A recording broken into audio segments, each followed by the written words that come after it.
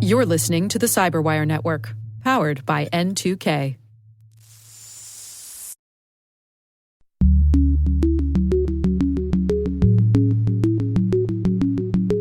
I can't tell you how many privacy policies I read that crow at the top of their privacy policy.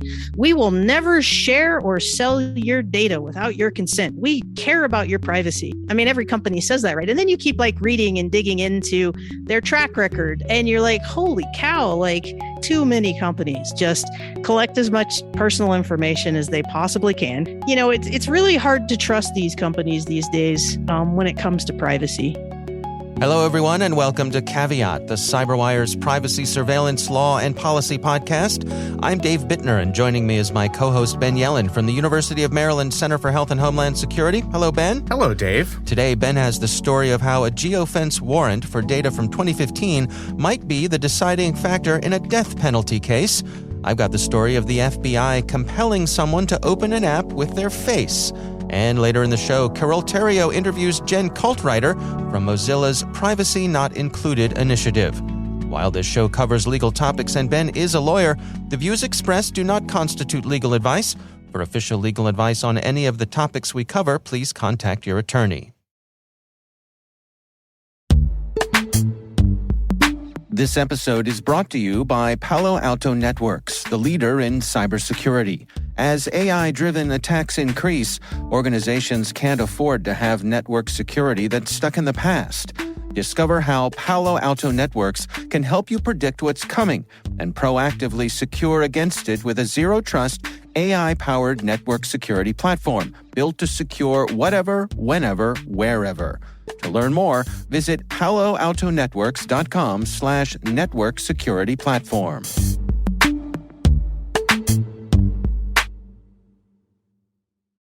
All right, Ben, we got a lot to cover this week. Why don't you start things off for us? So this is a story about geofence warrants in a case that dates back to 2015. So in 2015, in Kansas City, Missouri, the police department was investigating a spate of crimes. They believed these crimes were connected. So there was some cocaine dealing, an armed robbery, and a murder. They tried to pin this on two individuals who ended up being indicted in 2018, but they didn't quite have the evidence necessary to obtain convictions for the homicides. And the DOJ is seeking the death penalty in the case if they are able to obtain a conviction and that post-conviction determination that the death penalty is warranted. Wow. So they need some type of definitive piece of evidence that the suspected perpetrators were at the scene of the crime when it occurred. And that brings us to geofence warrants, which, as we know, is a request or more like a demand that Google or whichever company turn over all of the devices that were in a particular area at a particular time. And the data that the Kansas City Police Department is seeking here dates all the way back to 2015. We don't know exactly what the data is going to show, but there are at least suspicions that the data will indicate that these suspects were one of a couple of people who were being identified at the scene of the rather gruesome crimes that happened in 2015. And if the use of these geofence warrants is upheld, and that turns out to be the deciding factor in both determining guilt and innocence and also determining whether the death penalty will apply, then we could see perhaps the first case in this country of somebody being put to death on, at least somewhat on the account of this type of digital surveillance, which is really remarkable.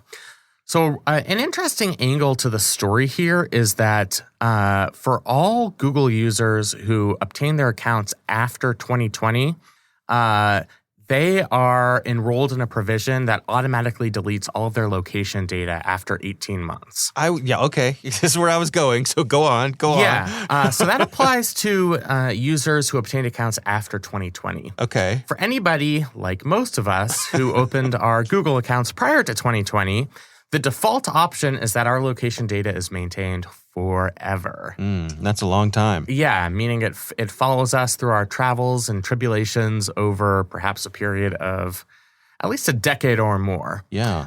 Now, you can opt out of having this data collected. You can opt into the option of having it scrubbed automatically every 18 months.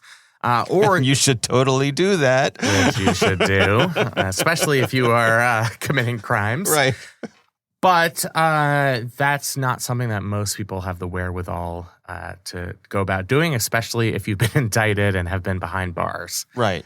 So really, Google, in trying to defend themselves for providing the data in this case, is saying, after 2020, we don't keep permanent records of location information. These are automatically deleted after 18 months. But what they're not telling you is that provision is not grandfathered in for old users, people who open their accounts prior to 2020. So there are two things that just really opened my eye with the story. One is we're talking about the death penalty here. I mean, this is the most serious consequences of a criminal case. Right. And you never know which piece of evidence is going to be the determining factor that leads to somebody getting the death penalty.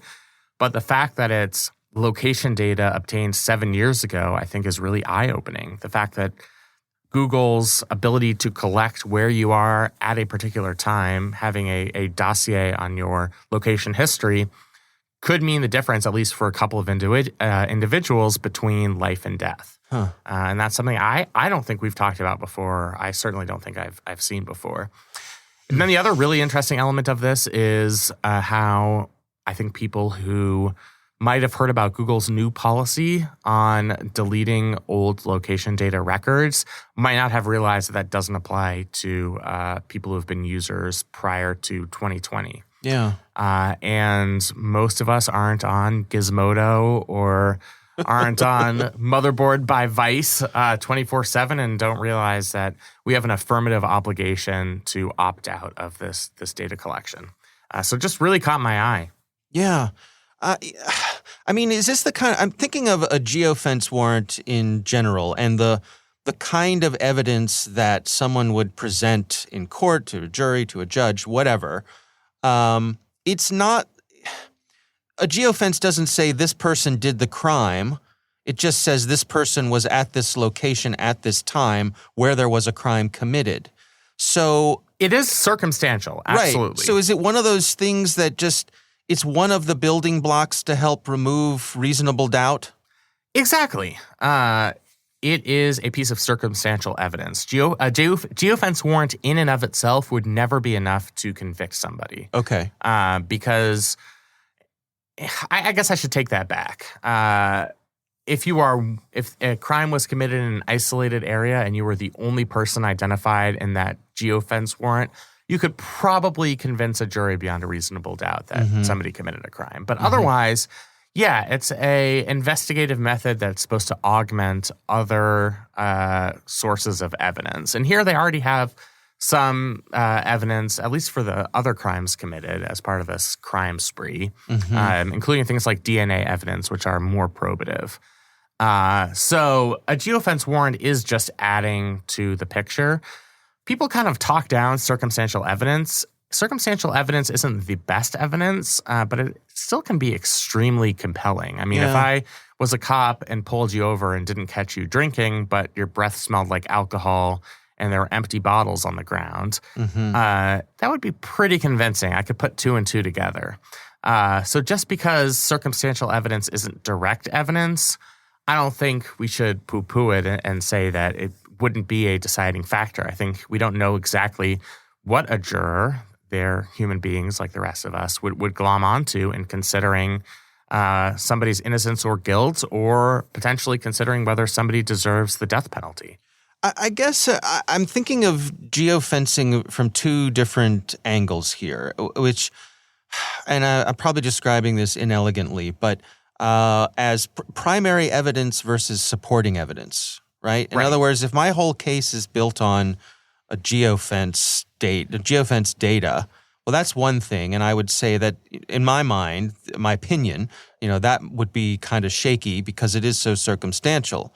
But if I had a mountain of other evidence and I went to Google and said, hey, was this person at this place at this time? And that's just another brick in the wall. Right. Gonna get Pink Floyd in my head. There we go. Yeah. That's a little different. I guess it's a different use case. And my initial reaction is, I guess I'm more okay with that than it being a primary bit of data. But is that a flawed line of thinking in my case, legal boy? I don't think it's necessarily a flawed line of thinking. Okay. But I will say that the use of the data is concerning just because the records themselves are so vast, going back so many years. And because this is something that's completely unprecedented. I mean, never had we had the type of technology that would allow law enforcement to pin us at a certain location at a particular time in the past. Right. For the past decade. Exactly. Yeah. There were things like surveillance cameras, but that's just not the same as doing a data dump of a single cell phone tower, or figuring out everybody who had was at a particular location at a particular time. So I think those are the elements that are particularly concerning, whether it is the deciding piece of evidence or not in a given case. And like I said, you sometimes you never know what the deciding factor is going to be for a juror. This could be the piece of evidence that pushes things over the top. You need a unanimous jury verdict, and maybe there was one person on the fence, and this person, not to use a pun, but saw the geofence warrant, and that tipped him one way or another. And that could be the difference between somebody getting a needle in their arm or not. So I just think whether it's justified in this case, depending on the other types of evidence that are obtained, I think it's just concerning that when the stakes are at their absolute highest, we're relying on a pretty pervasive surveillance technique that we haven't really grappled with and that our legal system is still wrestling with. I mean, we don't really have firm rules on the legal standard for collecting geofence data. We've seen somewhat conflicting case law on it. So that's why it's concerning for me. Yeah. I just think for those factors. That's fascinating. All right. Well, we will have a link to that story in the show notes. My story this week also comes from Forbes. This is from Thomas Brewster, and it's titled, "The FBI Forced a Suspect to Unlock Amazon's Encrypted App Wicker with Their Face." So evidently, there was a gentleman who the FBI, well, it always comes down to child sexual abuse material, doesn't it, Ben? Right. I mean, so much of the cases in this area of the law have to do with CSAM just because, for good reason, law enforcement is very aggressive in investigating the use of child pornography. Right. So that's where you get a lot of these types of searches. Right. So there was a gentleman who the FBI was the FBI was compelled to believe that they had the evidence to believe that there's a gentleman who was involved in this sort of thing, sexual abuse material of young girls. And part of the investigation had to do with folks who are in a Wicker group, which is an encrypted chat group.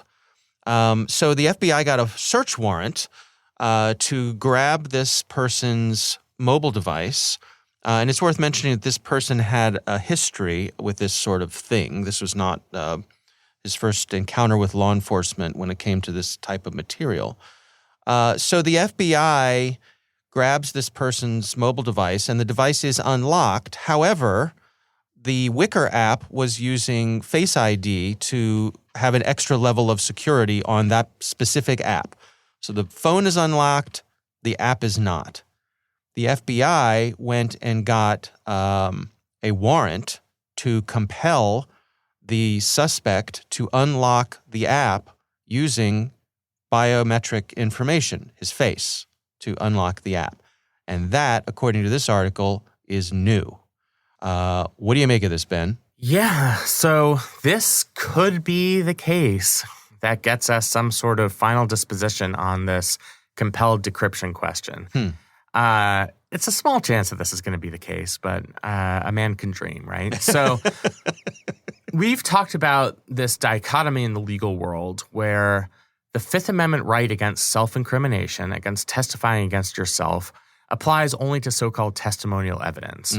And most courts have held that something like a passcode is testimonial evidence It is the content of one's own mind. And forcing somebody to type in that passcode would be compelling a person to testify against themselves in violation of the Fifth Amendment. Most courts have held that biometric data is not testimonial evidence.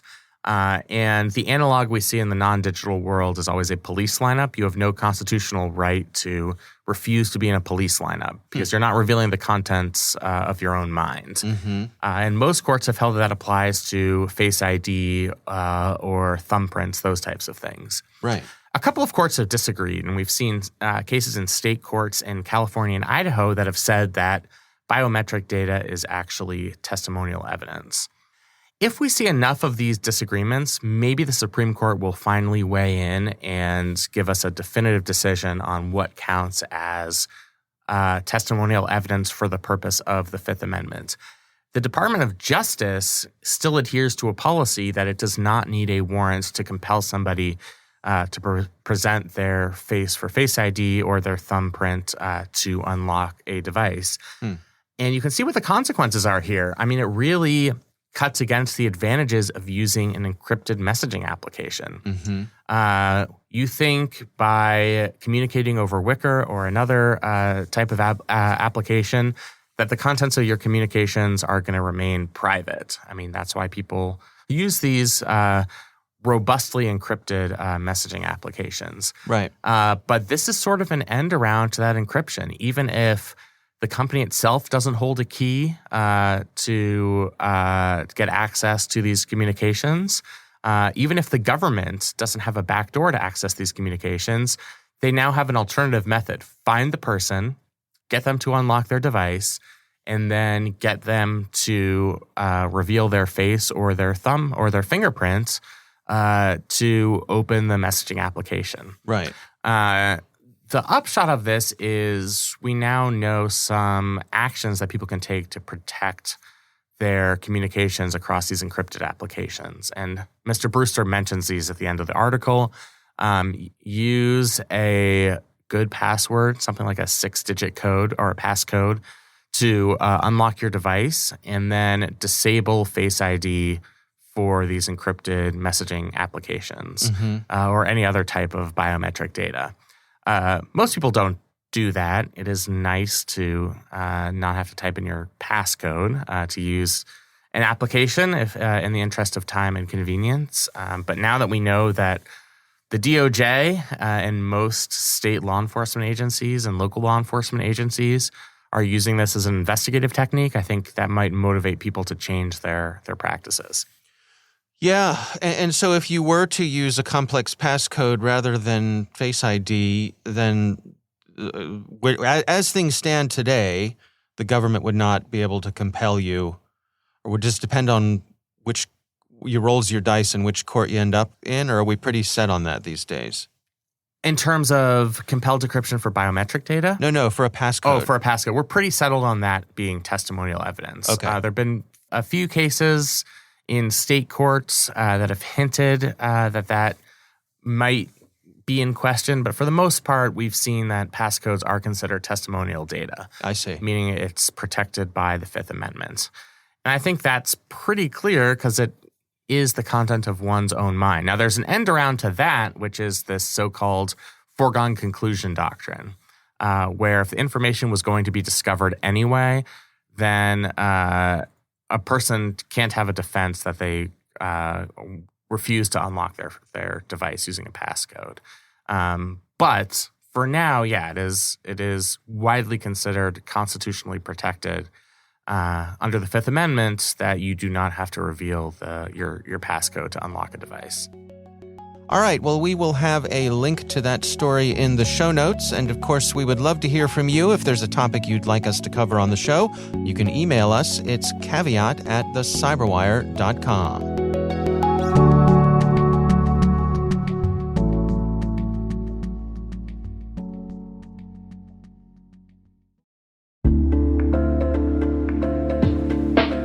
And now, a word from our sponsor, SpyCloud, the cybercrime analytics leader.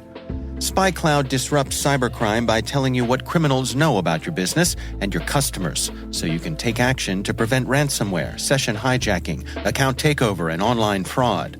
SpyCloud constantly recaptures and analyzes new data from the criminal underground, including credentials, session cookies, and PII siphoned from malware-infected devices.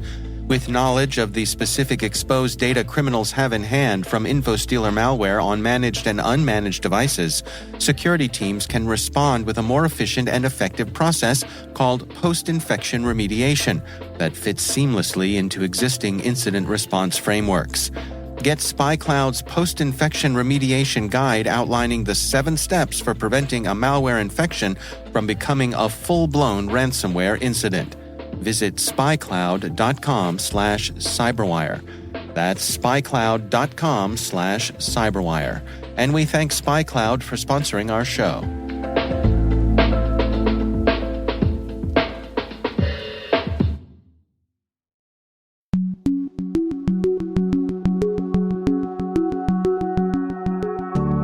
Ben, it is always a pleasure to welcome Carole Theriault back to the show. And this week she has interviewed Jen Caltrider. She is from Mozilla's Privacy Not Included initiative.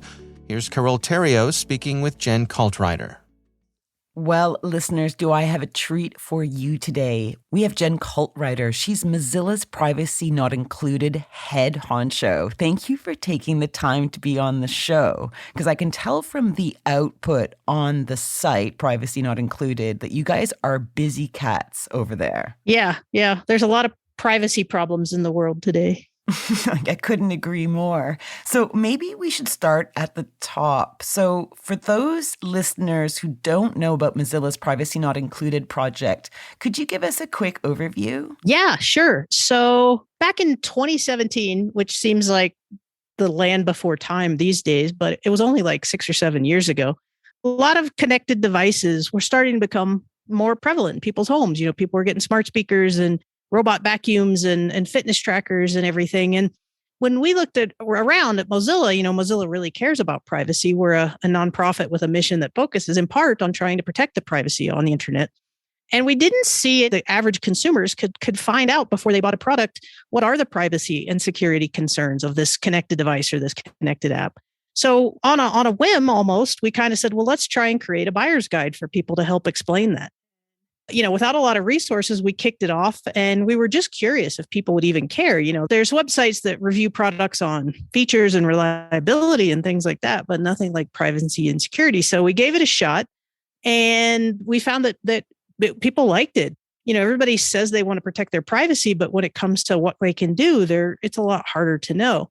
Since 2017, we have been reviewing the privacy and security of connected devices. We've moved into doing apps as well. We've gone from kind of just trying to state the facts to being a little more opinionated to help people understand, hey, what this company's doing is really bad. And, you know, maybe you should find some other product to use if you care about privacy. To, hey, we have a best of list now, and we have a creepometer where people can rate how creepy they find products. And we have a privacy not included warning label that, you know, when you land on a product, if it has that, that's us kind of saying, hey, you know, we'd be wary of using this product because your privacy might not be protected.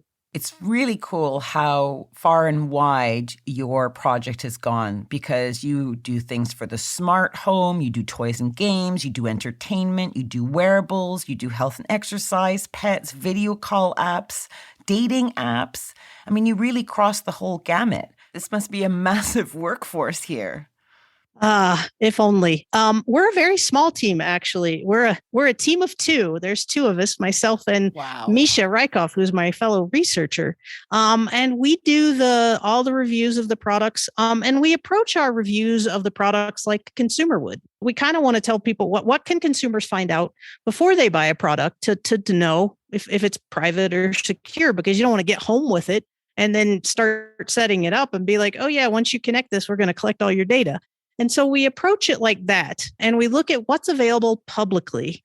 We read privacy policies and public documentation and news articles about the company. We email the email listed in the privacy policy for privacy related questions to see, do they get back to us?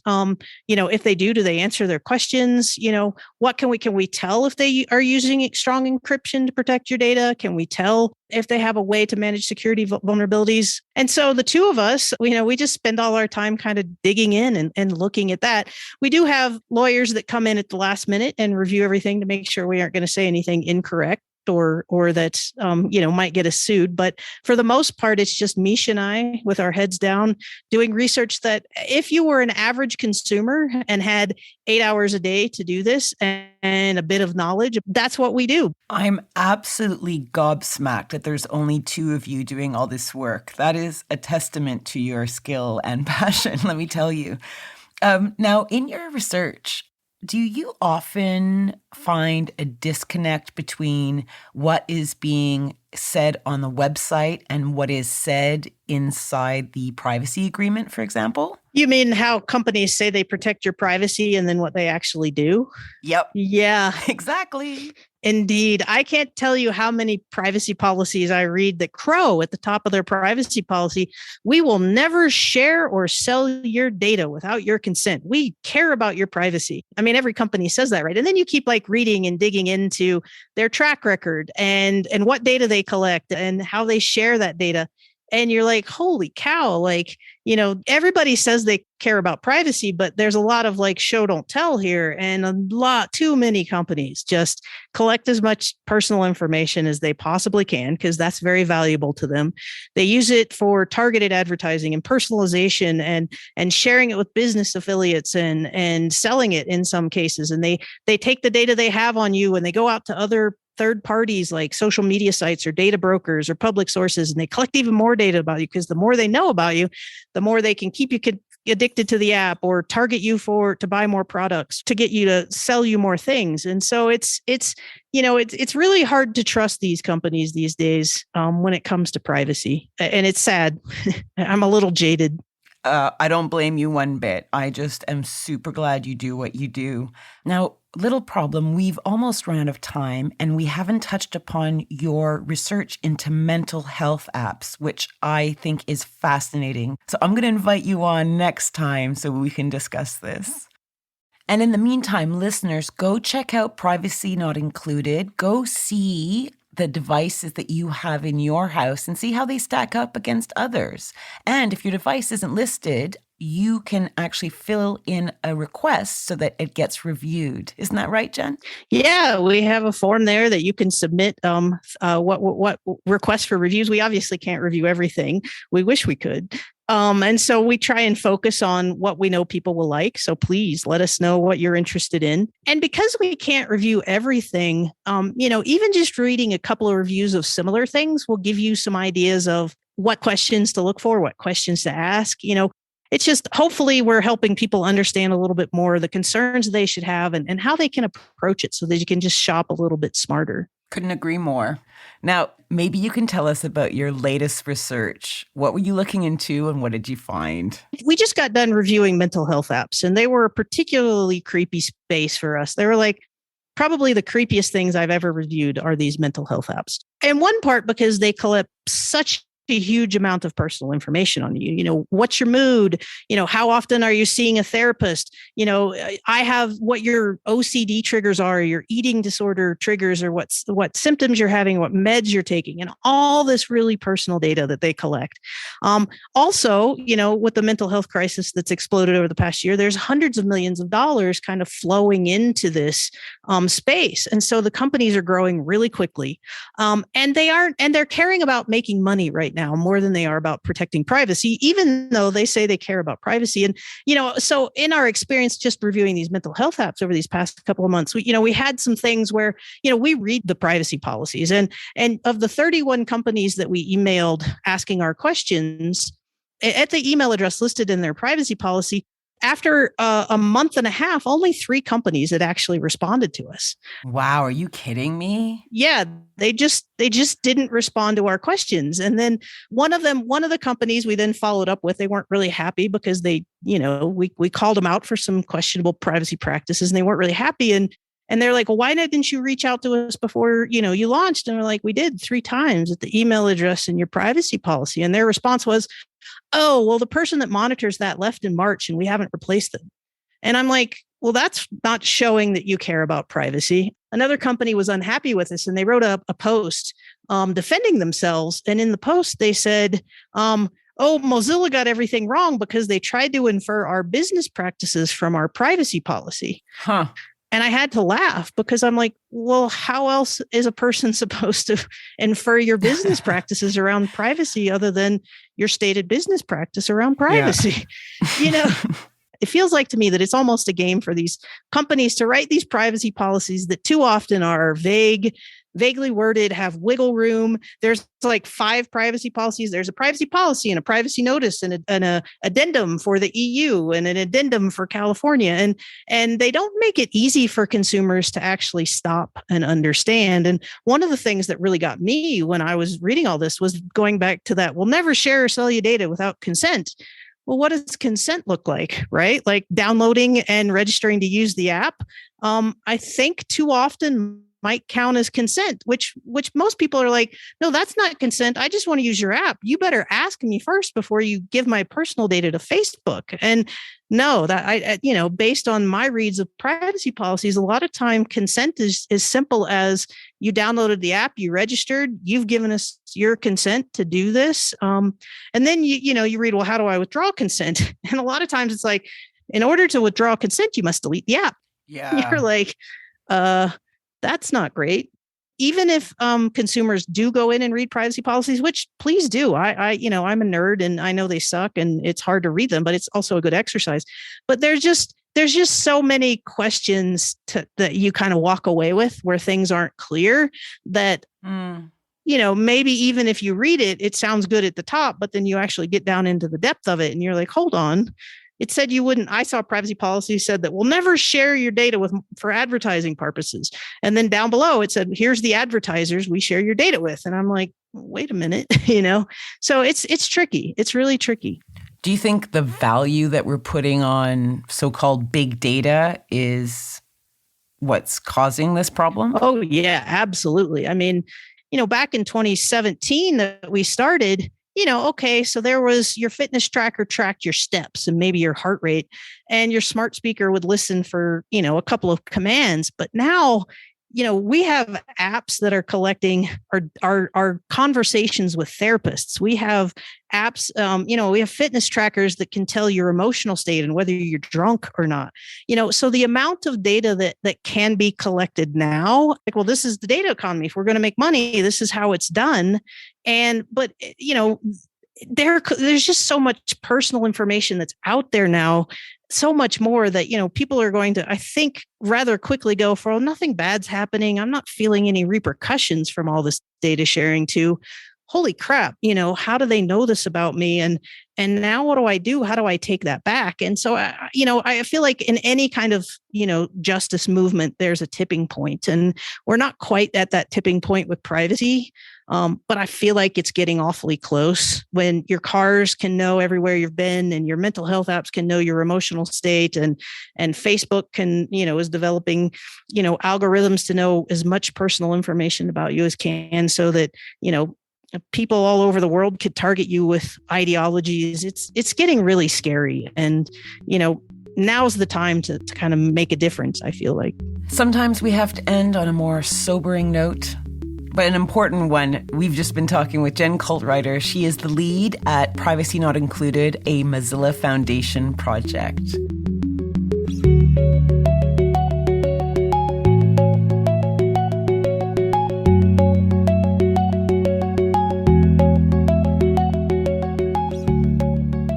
All right, Ben, interesting stuff, huh? Yeah, this is a really cool tool, and good for Mozilla for introducing it. That really puts some power back into the consumer's hands. They can do their own research, which is a very dangerous phrase, but I think useful in this context, to figure out how private data is on a particular application or a device. And the database is constantly growing. It's going to expand as new products come on the market. And I think it's an example of, if our policymakers aren't going to solve our problems for us, we have to be proactive in solving these problems for ourselves. Yeah. So doing more research on exactly how private our data is in individual circumstances And I'm glad Mozilla has provided a tool to do that. Yeah, absolutely.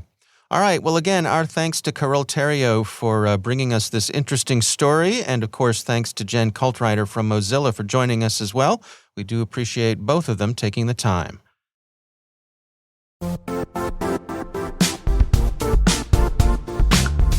Now, a word from our sponsor, the Johns Hopkins University Information Security Institute, currently seeking qualified applicants for its innovative Master of Science in Security Informatics degree program.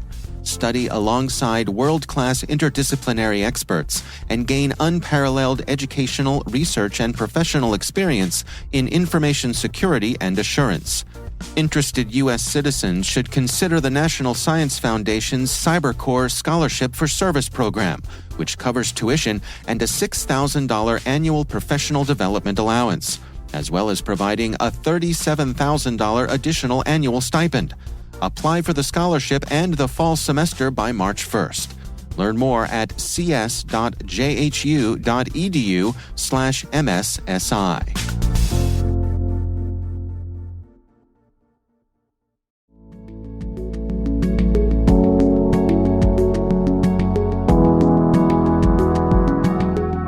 That is our show. We want to thank all of you for listening. The Caveat podcast is produced in Maryland at the startup studios of Data Tribe, where they're co-building the next generation of cybersecurity teams and technologies. Our senior producer is Jennifer Iben. Our executive editor is Peter Kilpe. I'm Dave Bittner. And I'm Ben Yellen. Thanks for listening.